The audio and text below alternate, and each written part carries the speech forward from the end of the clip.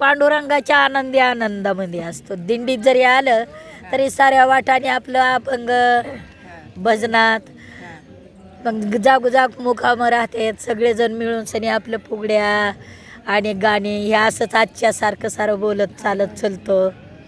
इथं बी मला पांडुरंगाचा पुष्कळ अनुभव आला. वाटाने जरी आलो तर आम्हाला साक्षात भेट पांडुरंगाची होती. साक्षात भेट होती. रात्र दिन आम्ही पांडुरंगाच्याच आनंदित आहे. दिवसभर जरी आम्ही चाललं तर संध्याकाळच्याला पांडुरंग हात फिरवून जातो पायावरती. सगळंच आनंद वाटतो सगळा. लगेच चांगलंच होतं. आणि जसं जसं आम्ही चालत येतो केवळ गरिबी एकादशी आणि प्रत्येक दिवस देवाची बी सेवा करतो. या सगळ्यातच आनंद आहे आम्हाला. काहीच वाटत नाही. म्हणजे आम्ही आमच्या पांडुरंगाच्या ह्याच्यात पाय दुखत नाहीत, हात दुखत नाहीत, तसं काय नाही.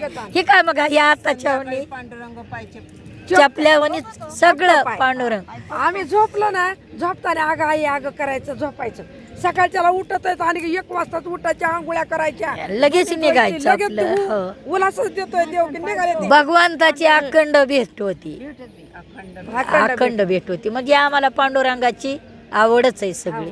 नुसती पांडुरंगातच नाहीत, आम्ही देवीत पण आहेत. आम्हाला देवी बी प्रसन्न येतात. तुळजापूरची देवी आहे, येरमाळ्याची देवी आहे, जेजुरीचा खंडोबा आहे, पालीचा खंडोबा आहे. आम्हाला बी नात येतं बहिणीनाथ. हा एक हिच वाटाने नाही. देवीत बी देवात बी त्यांची गाणी आले बोलवा गेलं गाण्यात जायचं. ह्या मार्गात आलं दिंड्या निघाल्या इकडं बी यायचं. आम्ही जवळजवळ म्या 12 ज्योतिर्लिंग केली, उज्जैन केलं, काशी केली, आविधी केली.